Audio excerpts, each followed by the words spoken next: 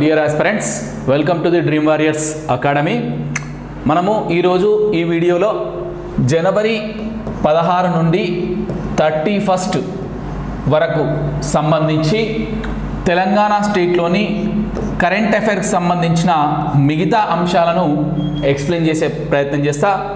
Already ఈ యొక్క జనవరి 16 నుండి 31 వరకు తెలంగాణ స్టేట్ సంబంధించి కరెంట్ అఫైర్స్ సంబంధించిన అంశాలను గతంలో ఒక వీడియోలో ఎక్స్ప్లెయిన్ చేయడం జరిగింది. అది పార్ట్ 1 రూపంలో మీకు అందుబాటులో ఉంది. అది ఆల్రెడీ అప్లోడ్ కూడా చేయడం జరిగింది. సో ఇప్పుడు మిగిలిన అంశాలను డిస్కస్ చేసే ప్రయత్నం చేద్దాం. వీడియోలోకి వెళ్ళే ముందు ఇక్కడ డ్రీమ్ వారియర్ అకాడమీ సంస్థ ఒక రిజల్యూషన్ తీసుకుంది.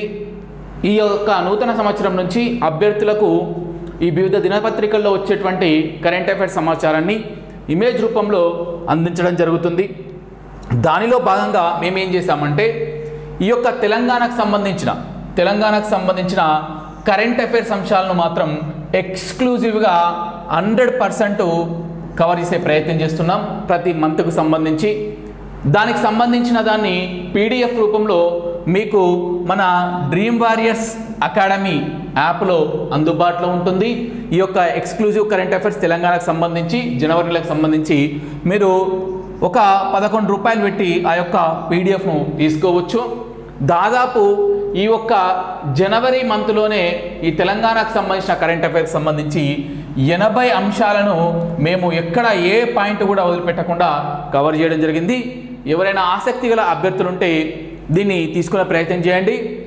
మీకు మన స్టేట్లో వెలువరించేటువంటి వివిధ మ్యాగజైన్లు కావచ్చు, ఇంకేదైనా వీడియో క్లాసెస్ కావచ్చు, ఏదైనా కావచ్చు, ఎక్కడ కూడా కవర్ చేయనటువంటి తెలంగాణ కరెంట్ అఫైర్స్ అంశాలను సమగ్రంగా సూక్ష్మంగా గ్రౌండ్ లెవెల్లో కూడా ప్రతి అంశాన్ని కవర్ చేస్తున్నాము. ఎందుకంటే మనకు సిలబస్లో నేషనల్, ఇంటర్నేషనల్, రీజనల్ ఉంటుంది. మీకు ఏదన్నా ఒక దాన్ని సమగ్రంగా అందించాలన్న ఉద్దేశంతో రీజనల్ అంటే టీఎస్ కాబట్టి టీఎస్ సంబంధించిన కరెంట్ అఫైర్స్ మాత్రం సమగ్రంగా 100-200% అందించే ప్రయత్నం చేస్తున్నా.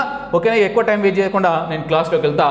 నెక్స్ట్ టాపిక్ వచ్చేసి న్యాక్కు ఇంటర్నేషనల్ లీడర్షిప్ ఎక్సలెన్స్ అవార్డు వచ్చింది. న్యాక్ అంటే ఏంటంటే NAC, న్యాక్ అంటే national academy of కన్స్ట్రక్షన్కు A award వచ్చిందంట? ఇంటర్నేషనల్ లీడర్షిప్ ఎక్సలెన్స్ అవార్డు వచ్చింది. ఇది ఎక్కడుందంటే మాదాపూర్లో లొకేట్ అయ్యింది. ఓకేనా, సో దానికి సంబంధించిన ఇన్ఫర్మేషన్ చూద్దాం.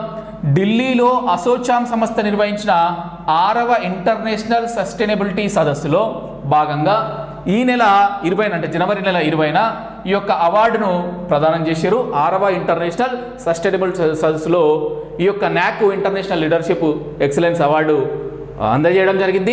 ఈ న్యాక్ ఏం చేస్తారంటే నేషనల్ అకాడమీ ఆఫ్ కన్స్ట్రక్షన్ అంటే నిర్మాణ రంగంలో నిరుద్యోగ యువతకు వివిధ కోర్సుల్లో శిక్షణ ఇచ్చి ఉపాధి కల్పిస్తున్నందుకు గాను బెస్ట్ ఇన్స్టిట్యూట్ ప్లేస్మెంట్ సౌత్ విభాగంలో బెస్ట్ ఇన్స్టిట్యూట్ ఫర్ ప్లేస్మెంట్ ఈ యొక్క సౌత్ విభాగంలో ఈ యొక్క అవార్డును ఈ యొక్క న్యాక్కు అందించడం జరిగింది. అంటే ఇంటర్నేషనల్ లీడర్షిప్ ఎక్సలెన్స్ అవార్డు అందుకున్న తెలంగాణలోని ఈ కింది ఆర్గనైజేషన్ గుర్తించండి అన్నప్పుడు న్యాక్ అని పెట్టాలి.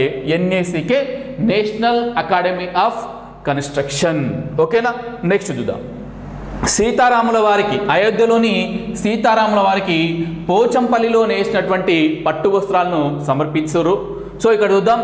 అయోధ్య సీతారామచంద్రులకు యాదాద్రి భువనగిరి జిల్లా భూదాన్ పోచంపల్లి చేనేత కళాకారులు పట్టు వస్త్రాలు నేస్తున్నారు. అయితే ఇవి ఎక్కడ నేస్తున్నారంటే హైదరాబాద్లోని సనత్ నగర్లో గల హనుమాన్ మందిరంలో పోచంపల్లి మద్దెలమ్మ దేవి దేవాలయ కమిటీ ప్రతినిధి చంద్రశేఖర్ ఆధ్వర్యంలో ఈ యొక్క పట్టు వస్త్రాలు నేస్తారు. సింపుల్గా చెప్పాలంటే అయోధ్య రామ మందిరానికి మన తెలంగాణ నుంచి ఏ ప్రాంతం నుంచి నేసినటువంటి పట్టు వస్త్రాలను సమర్పించడం జరుగుతుందంటే భూదాన్ పోచంపల్లి, దాన్నే పోచంపల్లిని కూడా అనడం జరుగుతుంది. ఓకేనా, నెక్స్ట్ చూద్దాం. ఇంటర్నేషనల్ సైన్స్ ఫెస్టివల్లో మీరు ఒక్కసారి అభ్యర్థులారా అందరు కూడా గమనించండి. ఇక్కడ చెప్తున్నటువంటి తెలంగాణకు సంబంధించిన కరెంట్ అఫైర్స్ మీరు ఎక్కడైనా చూసిరా ఒకసారి క్రాస్ చెక్ చేసుకోరు. మీకు ఇంత అప్డేటెడ్గా ఎక్కడైనా ఉన్నాయో ఒకసారి చూసుకునే ప్రయత్నం చేయండి.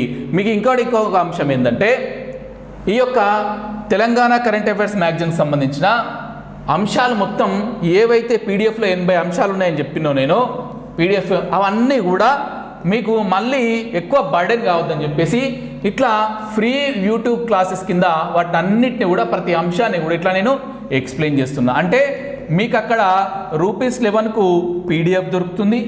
మళ్ళీ యూట్యూబ్కి వచ్చి చూసుకున్నారనుకో ప్రతి నెల 1 to 15కి సంబంధించిన ఒక 2-3 వీడియోలు కరెంట్ అఫైర్స్ సంబంధించి 16 నుంచి 30 లేదా ఆ మంత్ ఎండింగ్ వరకు సంబంధించిన కరెంట్ అఫైర్స్ అన్ని కూడా తెలంగాణకు సంబంధించిన అన్నిటి కూడా ఎక్స్ప్లెనేషన్ ఉంటుంది. అంటే మీరు అక్కడ PDF చదవచ్చు. మీకు అది అర్థం కాలేదంటే వచ్చి ఇక్కడ వీడియోస్ కూడా ఫ్రీగా యూట్యూబ్లో చూసుకోవచ్చు. అంటే మీకు మొత్తం మీద తెలంగాణ మీద సంపూర్ణమైన సమాచారాన్ని PDF ప్లస్ వీడియో రూపంలో అందిస్తున్నాం. ఓకేనా? సో ఇక్కడ చూద్దాం. ఇంటర్నేషనల్ సైన్స్ ఫెస్టివల్లో తెలంగాణ ఉపాధ్యాయునికి ప్రతిభ ఆయనకు ఒక అవార్డు ఇవ్వడం జరిగింది. సో ఇక్కడ చూద్దాం. కేంద్ర ప్రభుత్వం నిర్వహించే కేంద్ర ప్రభుత్వం నిర్వహించిన ఇండియన్ ఇంటర్నేషనల్ సైన్స్ ఫెస్టివల్లో తెలంగాణకు చెందిన ఉపాధ్యాయుడు అత్యుత్తమ ప్రతిభ ప్రదర్శించి అక్కడ జరిగిన సాహితీ సమ్మేళనంలో మొదటి స్థానంలో నిలిచాడు. మరి ఈ యొక్క ఇండియన్ ఇంటర్నేషనల్ సైన్స్ ఫెస్టివల్ ఎక్కడ జరిగిందంటే హర్యానా రాష్ట్రంలోని ఫరీదాబాద్లో జరిగింది. జనవరి నెల 15 నుంచి 20 వరకు. ఇక్కడ నిర్వహించిన ఒక సాహితీ సమ్మేళనంలో ఏ అంశం మీద నాకు అవార్డు వచ్చిందంటే నవభారత కల్పనలో సైన్స్ అండ్ టెక్నాలజీ పాత్ర అనే అంశంపై దేశవ్యాప్తంగా పద్య పోటీలు ఆన్లైన్లో నిర్వహిస్తే నాగర్ కర్నూలు జిల్లా పెద్దకొత్తపల్లి మండలం వెన్నచర్ల జడ్పీహెచ్ఎస్లో పనిచేస్తున్న జీవశాస్త్రోపాధ్యాయుడు రాజశేఖర్ రావు గారికి ఈ యొక్క అవార్డు అనేది రావడం జరిగింది. దేశవ్యాప్తంగా 180 మందిని ఈ పోటీలోకి ఎంపిక చేస్తే సో అక్కడ జరిగినటువంటి ఫైనల్ సెలక్షన్లో ఈయన ఫస్ట్ ప్లేస్లో రావడం జరిగింది.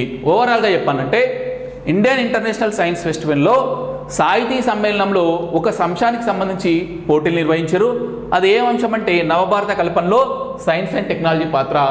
దీంట్లో తెలంగాణకు చెందినటువంటి ఒక టీచరు మొదటి స్థానంలో నిలవడం జరిగింది. ఆయన నాగర్ కర్నూలు జిల్లా రాజశేఖరరావు గారు. ఓకేనా? సో ఇది మనకొకటి. నెక్స్ట్ చూద్దాం. కుమ్రవెల్లి మల్లన్న ఉత్సవము జాతర. కుమ్రవెల్లి మల్లన్న ఉత్సవము జాతర ఇది మన తెలంగాణ కల్చర్ వీడియో క్లాస్లో అత్యంత అద్భుతంగా, చాలా పగడ్బందీగా, చాలా పటిష్టంగా మీరు ఎవ్వరూ చూడని విధంగా ఇంత ముందుకు కుమ్రవెల్లి మల్లన్న జాతర సంబంధించి చాలా అద్భుతమైన విశేషాలను ఒక 20 నిమిషాల్లో బ్రహ్మాండంగా ఎక్స్ప్లెయిన్ చేసిన అందరు అభ్యర్థులు కూడా పర్సనల్గా టెలిగ్రామ్లో కానీ అదేంటి డ్రీమ్ ఆరియర్ అకాడమీ యాప్లో చాట్ బాక్స్లో కానీ నాకు మెసేజ్ చేస్తారు. సో ఆడింగా చాలా మంచి ఉంటుంది. కాకపోతే ఇక్కడ ఏంటంటే ఓన్లీ వార్తలలో ఇది ఎందుకు వచ్చింది అనేది ఇక్కడ చెప్దాం. ఓకేనా? సిద్దిపేట జిల్లా ఏది కుమ్రవెల్లి మల్లన్న కనుక సిద్దిపేట జిల్లా కొమ్రవెల్లిలో భక్తుల కొంగు బంగారమైన కొమ్రవెల్లి మల్లికార్జున స్వామి బ్రహ్మోత్సవాలు ఈ నెల 21 అంటే ఎప్పుడైనా ఈ యొక్క జాతర ఎప్పుడు ప్రారంభమవుతుంది అంటే సంక్రాంతి తర్వాత ఆదివారం నాడు ప్రారంభమవుతుంది. అయితే ఈ యొక్క పట్నం వారం సందర్భంగా స్వామివారికి దర్శనానికి చాలామంది సంఖ్యలో వచ్చారంటారు. సో ఈ యొక్క పట్నం వారం సందర్భంగా అధిక సంఖ్యలో పట్నాలు మరియు అగ్నిగుండాలు నిర్వహిస్తారు. సింపుల్గా చెప్పాలంటే కుమ్రవెల్లి మల్లన్న ఉత్సవం స్టార్ట్ అయింది, సిద్దిపేట జిల్లాలో జరుగుతుంది. సో ఉత్సవాలు అనేటివి సంక్రాంతి నుంచి ఉగాది వరకు జరుగుతాయి. అలాగే ఈ యొక్క జాతరలో మొదటి వారాన్ని పట్నం వారం అంటాం, రెండో వారాన్ని లష్కర్ వారం అంటాం. దీనికి సంబంధించిన డిఫరెన్స్ కానీ ఇంకా ఇతరత్ర ఎక్స్ప్లెనేషన్ అన్నీ కూడా మనకు కల్చర్ వీడియో క్లాస్ ఉంది. ఇక్కడ ఓన్లీ కరెంట్ అఫైర్స్ అప్డేట్ కాబట్టి కరెంట్ అఫైర్స్ సంబంధించినంత వరకు ఇక్కడ ఎక్స్ప్లెయిన్ చేస్తున్నా. ఓకేనా? నెక్స్ట్ చూద్దాం. నాగోబా మహాపాదయాత్ర ప్రారంభం, నాగోబా జాతర. ఇది కూడా అద్భుతంగా నాగోబా జాతర గురించి కూడా మన కల్చర్ వీడియో క్లాస్లో చాలా అద్భుతంగా ఎక్స్ప్లెయిన్ చేయడం జరిగింది. వీళ్ళు ఎందుకు వెళ్తారు, అక్కడ కలమడుకు అస్థినమడుకు ఎందుకు వెళ్తారు, అక్కడ నుంచి వాటర్ తీసుకొచ్చే క్రమంలో ఏమవుతుంది, ఇదంతా ఎందుకు అని ఇప్పటి నుంచి చెప్తున్నా, మీకు ఇక్కడ క్లియర్ కట్ ఇన్ఫర్మేషన్ ఇచ్చిన క్లాస్లో. సో ఇక్కడ ఏమైందంటే నాగోబా జాతర సందర్భంగా ఈ కేస్లాపూర్కి చెందినటువంటి గోండులోని మెస్రం వంశస్థులు, ఇక్కడ అవసరం లేదు ఎందుకంటే నా సబ్జెక్ట్ కాబట్టి, ఓకేనా, మెస్రం వంశస్థులు ఈ కేస్లాపూర్ నుంచి మంచిర్యాల జిల్లా జన్నారం మండలం కలమడుగు గ్రామ సమీపంలోని అస్థినమడుగు నదీ తీరంలో ఉన్నటువంటి గోదావరి జలాలను తేవడానికి కాలినడకన వీళ్ళు పాదయాత్ర ప్రారంభిస్తారు. ఈ యొక్క మేస్రం వంశస్థులు పోయేటప్పుడు రహదారి గుండా వెళ్ళి వచ్చేటప్పుడు అడవి మార్గం గుండా రావడం జరుగుతుంది. అంటే అక్కడ గంగాజలాన్ని సేకరించిన తర్వాత చెప్పులు లేకుండా కాళ్ళకు, అలాగే సేకరించిన గంగాజలాన్ని కింద ఎక్కడ కూడా పెట్టకుండా ఉపరితలం మీద ఓన్లీ మోస్తూనే లేదా చెట్లకు గట్టి తీసుకొచ్చే కార్యక్రమం జరుగుతుంది. అట్లా ఈ యొక్క మహాపాదయాత్ర గంగాజల సేకరణకు సంబంధించిన మహాపాదయాత్ర ప్రారంభమవుతుందని చెప్పి ఇక్కడ కరెంట్ అప్డేట్ వచ్చింది. అదొకసారి చూద్దాం. నగోబా అభిషేకానికి అంటే నగోబా దేవతకు అభిషేకించేటువంటి అవసరమైన గంగాజలం కోసం ఏమని చెప్తున్నాం, మెస్రం వంశీయులు ఈ నెల 21న కేస్లాపూర్ నుంచి ఎక్కడ వేరట కలమడుగులోని అస్థినమడుగనే గోదావరి నదీ తీర ప్రాంతం ఉంటుంది. ఓకేనా? అంతకన్నా ముందు వాళ్ళు కేస్లాపూర్లో ప్రత్యేక పూజలు నిర్వహించారు. అలాగే ఇక్కడ గొండుకు సంబంధించి ఈ ఆలయానికి పీఠాధిపతి గారు ఉంటారు, మిశ్రం వెంకట్రావు గారు. ఆయన వాళ్ళకు ఏప్తేట వేయాలి, ఏం చేయాలని చెప్తుండు. సో ఈ యొక్క మిశ్రమ వంశస్థులు 158 మంది కాలినడక వెళ్ళారు. అంటే చెప్పులు లేకుండా తెల్లని వస్త్రాలు మాత్రమే ధరించి. అట్లా మొత్తం 260 కిలోమీటర్లు వీళ్ళు కాలినడకనే వెళ్తారు, ఎటువంటి వాహనాలు కూడా ఉపయోగించరు. సో కలమడు వరకు, గోదావరి వరకు 175 కిలోమీటర్లు, మళ్ళీ వచ్చే సమయంలో అడవి మార్గంలో 85, అంటే మొత్తం 260 కిలోమీటర్లు వెళ్తారు. సో ఇది మనకు నాగోబా మహాపాదయాత్ర ప్రారంభం, గంగాజల సేకరణ, ఎందుకంటే నాగోబా దేవతకు అభిషేకం చేయడానికి. ఇక పోతే నెక్స్ట్ చిత్తారమ్మ జాతర. మేడ్చల్ జిల్లా గాజుల రామారంలో చిత్తారమ్మ జాతరను ఈ నెల 21న వైభవంగా నిర్వహించారు. మనం ఎన్నెన్నో జాతరలు చదువుతాం. ఫర్ సపోజ్ నేనే ఉన్నా, ఎన్నో జాతరలు ఎక్స్ప్లెయిన్ చేస్తాను. మనము తెలియనటువంటి ఆ లోకల్ ప్రాంతాలకు తెలిసినటువంటి జాతర కొన్ని ఉంటాయి, మొత్తం స్టేట్ వైడ్ ఫేమస్ అయినవి కొన్ని ఉంటాయి. మనం ఎన్నో ఒక్కటి ఇచ్చి పెడతాం, పొరపాటున వాడు వచ్చి అదే అడుగుతాడు. సో గతంలో ఎప్పుడో చిత్తారమ్మ జాతర అనేది స్టార్టింగ్లో అడిగిండు, అప్పటికి ఏ క్లాస్లో ఎవరు కూడా ఎక్స్ప్లెయిన్ చేయలేదు. అది ఏడుందంటే చిత్తారమ్మ జాతర అనేది గవర్నమెంట్ అఫీషియల్ వెబ్సైట్లో చిత్తారమ్మ జాతర గురించి కాబట్టి ఆయన అక్కడ నుంచి తీసిండు, క్వశ్చన్ ఫ్రేమ్ చేసాడు. సో చిత్తారమ్మ జాతర ఎక్కడ జరుగుతుందంటే మేడ్చల్ జిల్లా గాజుల రామారం. హైదరాబాద్ ప్రాంత వాసీలకు ఇది కొద్దిగా ఐడియా ఉంటుంది, ఓకేనా. సో అది కూడా ఈ నెల 21న నిర్వహించారని అక్కడే చెప్తారు. నెక్స్ట్ చూద్దాం. సిరిసిల్ల నేత కళాకారుడు హరిప్రసాద్ గారు అయోధ్యకు సంబంధించి బంగారు పట్టు చీర తయారు చేయడం జరిగింది. సో దీనివల్ల ఆయనకు ప్రధానమంత్రి మోదీని కలవనున్నారు. సో గణతంత్ర దినోత్సవాన్ని పురస్కరించుకొని హరిప్రసాద్ మరియు రేఖ దంపతులకు ఢిల్లీ నుంచి ఆహ్వానం అందింది.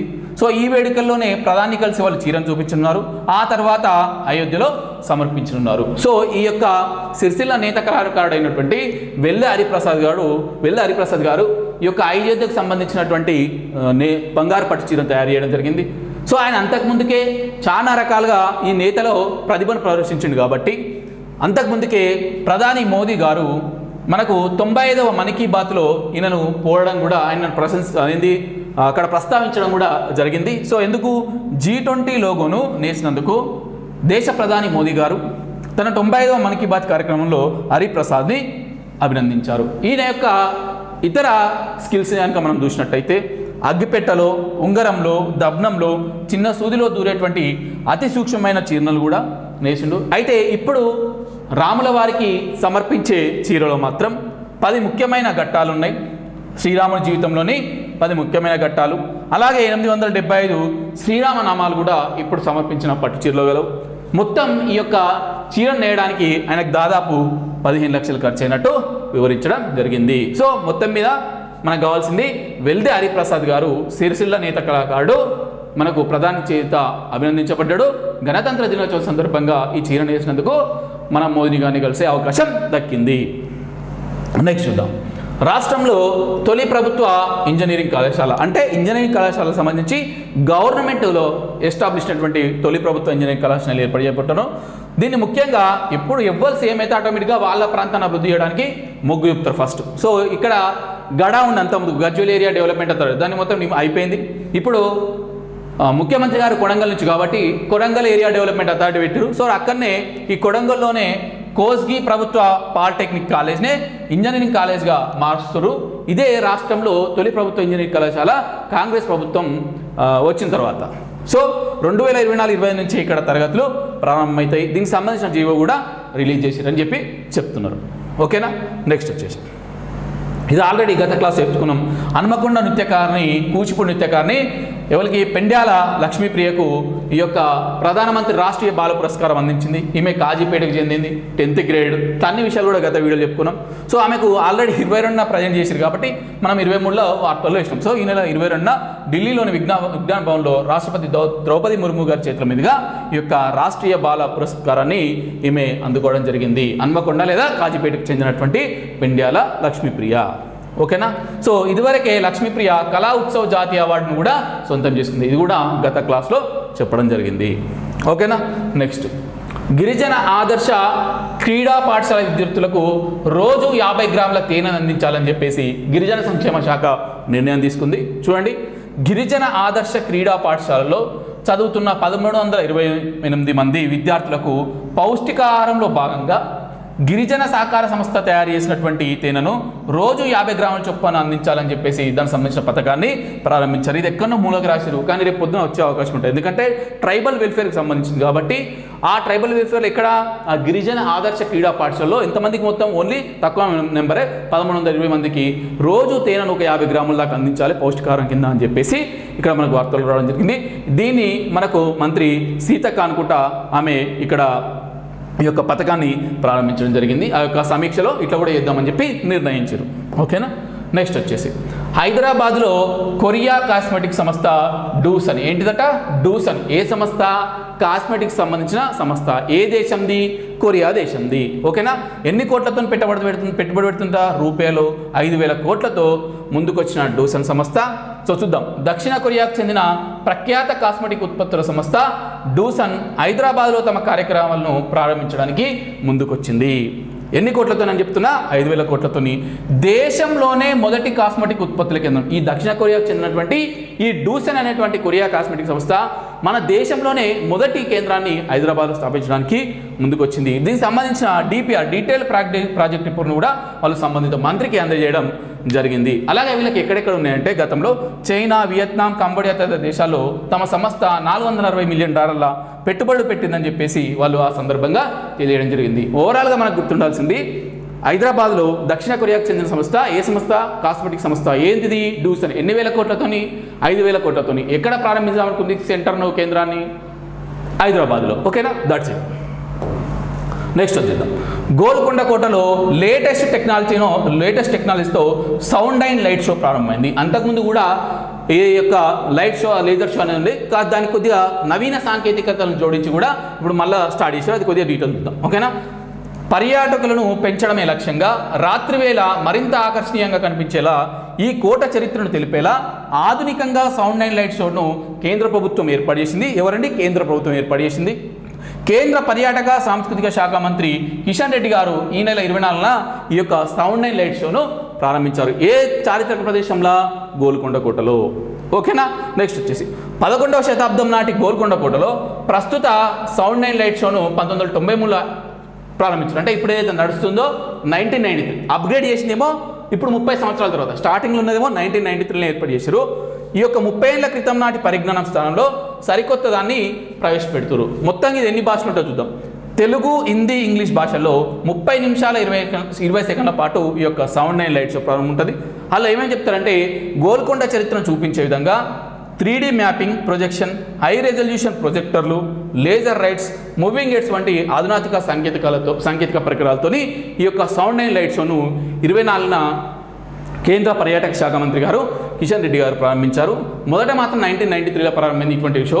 దాన్ని కొద్దిగా అప్గ్రేడ్ చేసి మళ్ళా మొన్న ప్రారంభించడం జరిగింది. ఓకేనా. నెక్స్ట్ వచ్చింది క్వశ్చన్ ఎట్లా అడుగుతా సార్ గిల్లే ఉందంటే రేపు పొద్దున అంటాడు ఇటీవల అత్యాధునిక సాంకేతికతోని సౌండ్ అండ్ లైట్ షోని ఈ క్రింది ఏ చారిత్రక ప్రదేశంలో ప్రారంభించారు. మనకేమిస్తాడు ఇక్కడ శ్రీనివాస్ సార్ చెప్పడం మస్తు ఈజీగా ఉంటుంది. గోల్కొండలే కదా వాడు ఆడ ఆప్షన్లు ఏమిస్తాడంటే రామప్ప, 1000 స్తంభాల గుడి, గోల్కొండ, ఇంకా XYZ ఇస్తాం. మనం ఏం చేస్తాం ఈడ మనం చూస్తాం శ్రీనివాస ఇల్లే ముందు ఇది ఒక ఏంది కరెంట్ అఫైర్స్ క్వశ్చన్ అనుకుంటాం. మీరు అనుకుంటారు తెలుసు అది అనుకుంటారు అనుకొని ఇక్కడ క్వశ్చన్ ఆన్సర్ చేసేటప్పుడు ఇక ఏడు ఆలోచిస్తారంటే 1000 స్తంభాలు కూడా అవునో కాదు తెలియదు కానీ రామప్ప కావచ్చు. ఎందుకంటే దీనికి మొన్న యునెస్కో అవార్డు వచ్చింది కదా. యునెస్కో అవార్డు వచ్చింది కాబట్టి కంపల్సరీ ఇన్నే ఉంటుంది సౌండ్ అండ్ లైట్ షో. గీ ఎక్కడన్నా గోల్కొండ పెడతారా అని అనుకుంటారు. కానీ ఇక్కడ స్టార్ట్ అయింది ఏంటి గోల్కొండ కోటలో. గిట్లుంటే ఎగ్జామినేషన్లో నువ్వు చదువుకునుడు వేరు, ఎగ్జామినేషన్లో క్వశ్చన్లు అటెంప్ట్ చేసాడు వేరు. ఇదంతా కూడా మన కల్చర్ వీడియో క్లాసెస్లో నేను బ్రహ్మాండంగా ఎక్స్ప్లెయిన్ చేస్తా. నా వస్తే తీసుకోరు గదే ముచ్చట. ఓకేనా. నెక్స్ట్ వచ్చేసి హైదరాబాద్లో ఫోరెన్సిక్ సెంటర్ ఏర్పాటుకు ముందుకొచ్చిన రష్యాకు చెందినటువంటి ఏస్ ల్యాబ్. ఓకేనా. హైదరాబాద్లో ఒక ఫోరెన్సిక్ సెంటర్ను పెడదాం అనుకుంటారు. ఏ దేశస్తులట రష్యాకు చెందినటువంటి ఏంది దాని పేరేం పేరు ఏస్ ల్యాబ్స్, ACA ఏస్ ల్యాబ్. ఇంజనీరింగ్ బాగా తెలుసుంటాయి ఏస్ అంటే. ఓకేనా.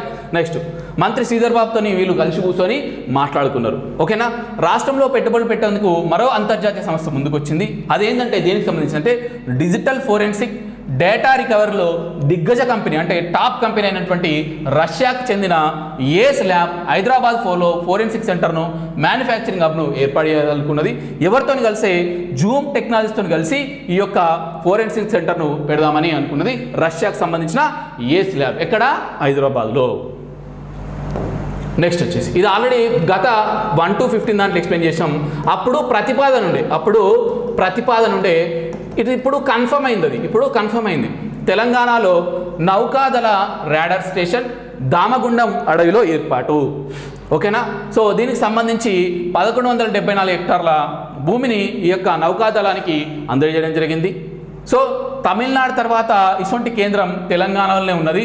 అది రెండోది. మొత్తం మీద తమిళనాడులో ఫస్ట్ ఉంది. ఆ తమిళనాడులో ఉన్నది ఎక్కడ ఉందంటే తిరునెల్వేలిలోని ఐఎస్ఎన్ Kattabomman radar station.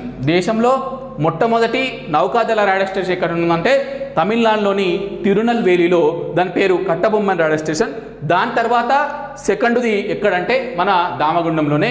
Most important and dangerous important question compulsory అడగడానికి ఆస్కారం ఉంది. మరి ఏం చేస్తారు సార్ అంటే ఈ యొక్క అరేబియా సముద్రం, హిందూ మహాసముద్రం ఇవన్నీ ఉంటాయి కదా, ఆ సముద్రాల నౌకలు తిరిగేటప్పుడు వాటి నుంచి వచ్చే సిగ్నల్ను ఇక్కడ విశ్లేషిస్తారు అన్నట్టు. గట్లా సింపుల్గా చెప్పానంటే. ఓకేనా. సో ఇది దేశంలోనే రెండవ VLF very low frequency communication transmission station. ఎక్కడ? వికారాబాద్ జిల్లా పూడూరు మండలం Damagundam. So I have visited so many times while I'm working there. ఓకేనా. సో నెక్స్ట్ వచ్చేసి ఇది 1900 దీన్ని ఎప్పుడు కంప్లీట్ చేస్తారంటే ఈ యొక్క నిర్మాణము 2027లో 2020లో ఈ యొక్క దీని యొక్క నిర్మాణం అనేది పూర్తిగా వచ్చింది. ఓకేనా. చాలా సినిమా షూటింగ్స్ కూడా ఈ యొక్క దగ్గర అవుతుంటాయి.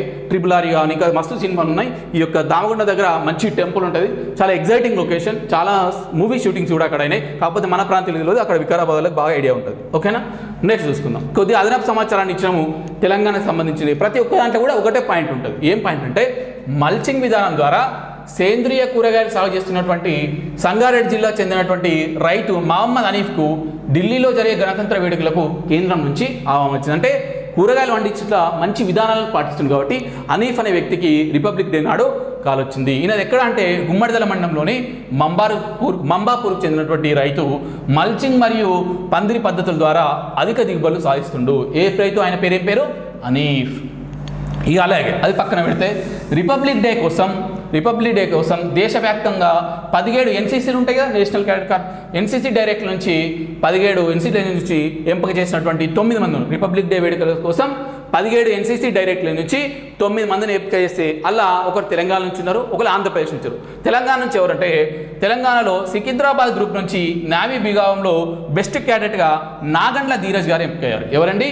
ఈ యొక్క గణతంత్ర దినోత్సవం సందర్భంగా NCC నుంచి ఒక 9 మందిని ఎంపిక చేస్తే తెలంగాణ నుంచి ఎంపికైన వ్యక్తి నాగండ్ల ధీరజ్. అలాగే ఇంకొక పాయింట్, ఇది చిన్న ఉంటుంది. స్పెయిన్ రాజధాని మాడ్రిడ్లో జరుగుతున్న అంతర్జాతీయ పర్యాటక trade ఫేర్లో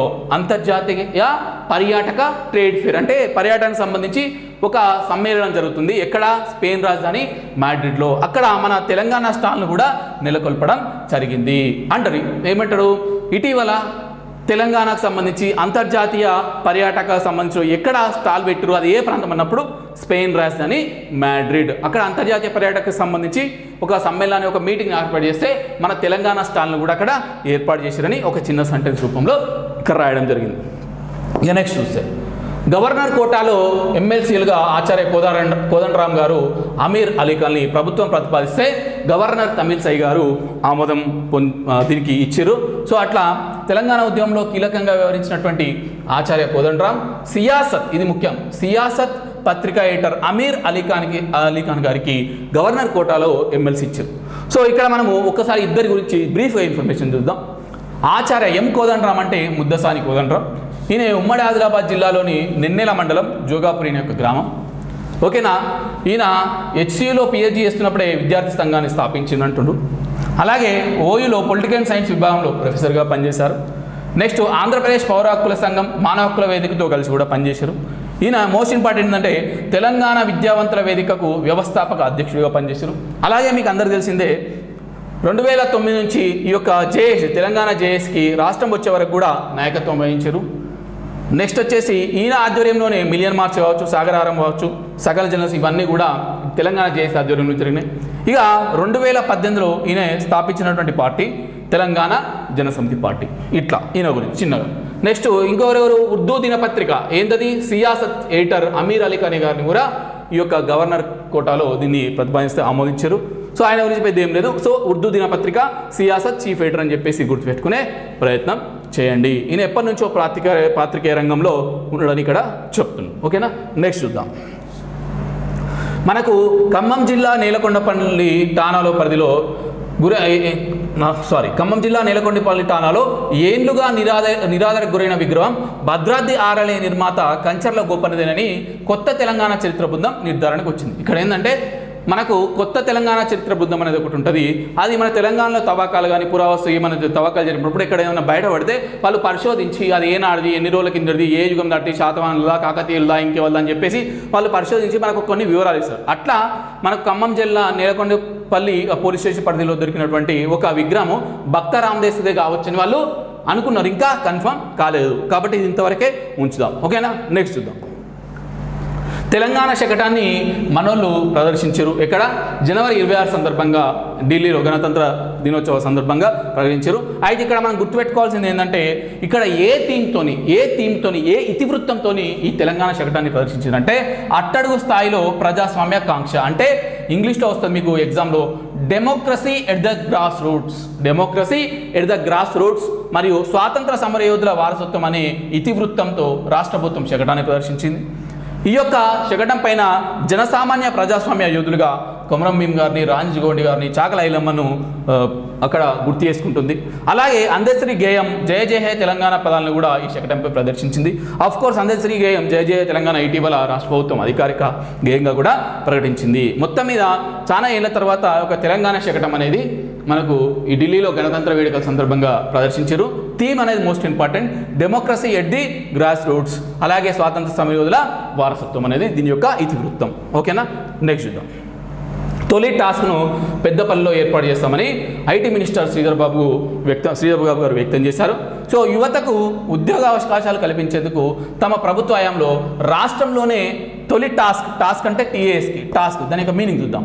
Telangana academy for skill and knowledge, Telangana academy for skill and నాలెడ్జ్ను పెద్దపల్లిలో మొదట ప్రారంభిస్తామని చెప్పేసి మనకు అనౌన్స్ చేయడం జరిగింది. దానికి సంబంధించి జాగా అంటే స్థలాన్ని కూడా సేకరించాలని ఇక్కడున్న కలెక్టర్ గారిని ఆదేశించారు. సో మొత్తం మీద మనకు తొలి ప్రభుత్వ ఇంజనీరింగ్ కళాశాల కొడంగల్లో కోస్గిలో అయితే తొలి టాస్క్ అనేది మనకి ఎక్కడండి పెద్దపల్లిలో ఏర్పాటు కాబోతుంది. ఓకేనా, నెక్స్ట్ చూద్దాం. నగోబా జాతర గంగా జల సేకరణ, మనం అప్పుడు ఆ కాలినడకన వాళ్ళు నడుచుకుంటూ వేరని చెప్పినా కదా. సో ఇప్పుడు వాళ్ళు గంగాజలం సేకరించిన తర్వాత మళ్ళీ వార్తల్లోకి వచ్చింది, అంతే ఇది. ఓకేనా, నెక్స్ట్ చూద్దాం. ఇక ఇక్కడ చూడండి, మంచిర్యాల జిల్లా జన్నారం మండలం కలమడుగు గోదావరి రేవులోని ఇగో నేను చెప్పిన అస్థినమడుగులో వీళ్ళు యొక్క గంగాజలాన్ని సేకరించారు. ఆ జలంతోనే నగోబాకు అభిషేకం చేయనున్నారు. ఓకేనా, నెక్స్ట్ చూద్దాం. ఆసియా స్థాయి నీటి పక్షుల గణన 36 రకాల నీటి పక్షుల గుర్తింపు. ఈ యొక్క గణన ఇక్కడ చేపట్టిన అనేది మోస్ట్ ఇంపార్టెంట్.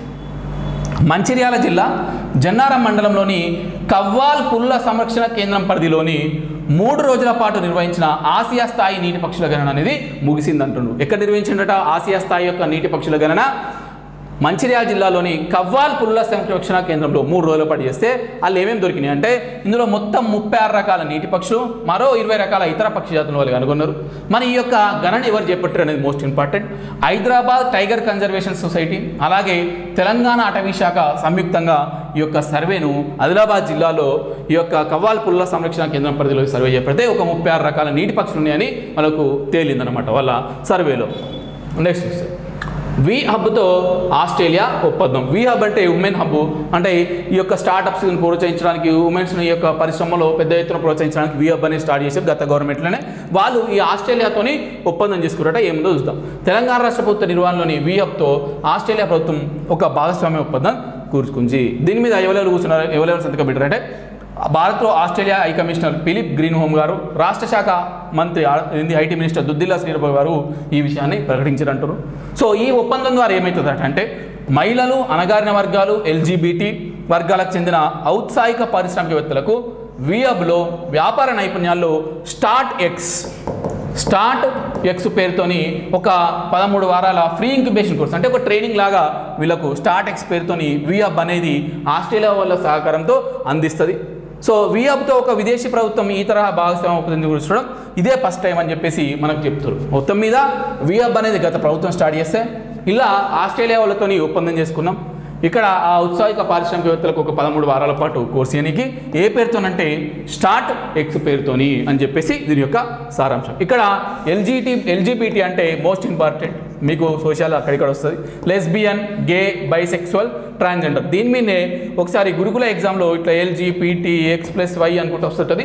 అందులో ఒక దాని గురించి ఇచ్చి అక్కడ ఏందని అడిగిండు. ఎల్ అంటే ఏందా, జి అంటే ఏంది, బి అంటే ఏంది, టీ అంటే ఏందని అడిగిండు. అది చాలా ఇంపార్టెంట్, మీరు మళ్ళీ ఒకసారి చూసుకునే ప్రయత్నం చేయండి. ఇది కరెంట్ అఫైర్స్ అంశం కాదు కానీ వచ్చిందని చెప్తున్నాను.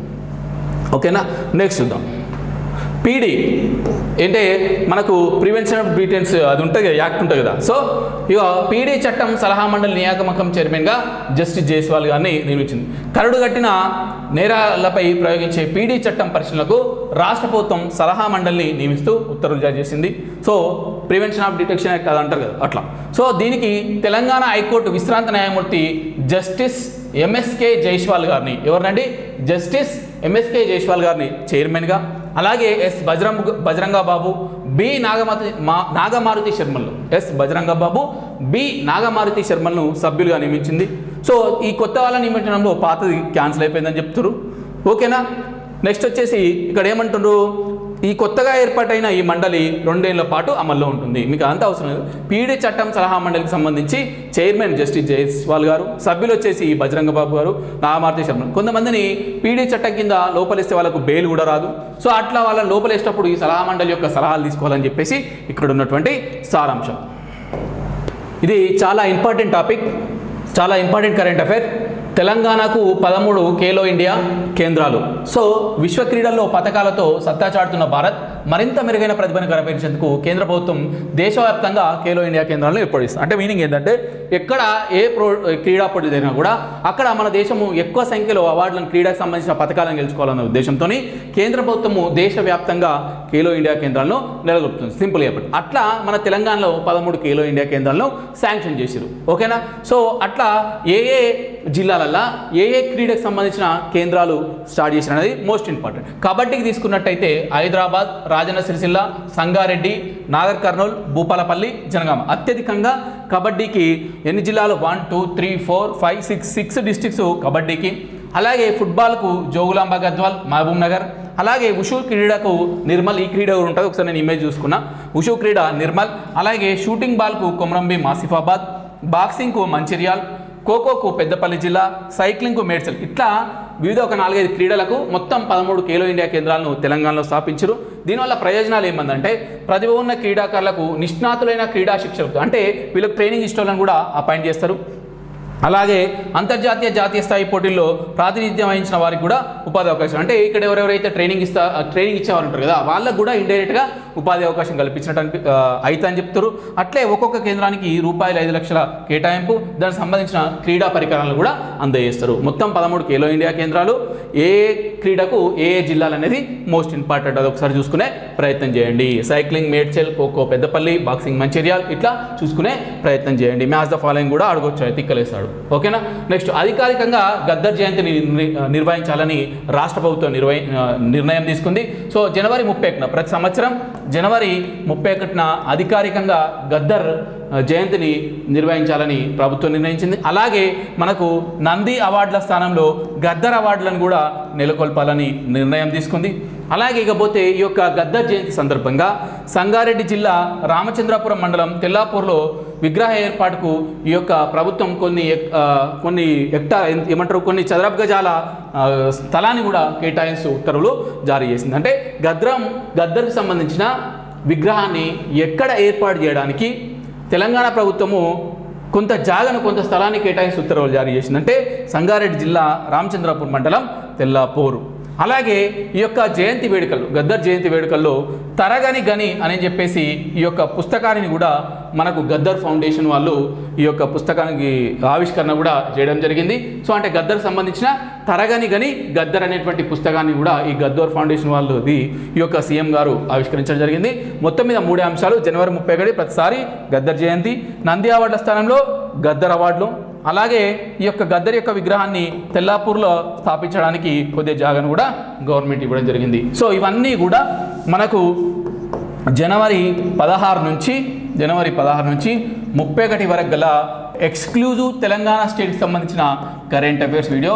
గతంలో ఒక పార్ట్ అప్లోడ్ చేయడం జరిగింది, ఇదంతా కలిపి కూడా ఒక పార్ట్ రూపంలో అప్లోడ్ చేస్తాం. సో ఈ 2 పార్ట్స్తోని 16 నుంచి 31 వరకు గల అన్ని తెలంగాణ కరెంట్ అఫైర్స్ మీకు ఎక్స్ప్లెయిన్ చేసినట్టు అయింది. అలాగే 1 నుంచి 15కి సంబంధించినవి కూడా మీకు పార్ట్ 1, 2, 3 కింద ఆల్రెడీ యూట్యూబ్లో అందుబాటులో ఉన్నాయి, మీరు చూసుకోవచ్చు. Thank you very much.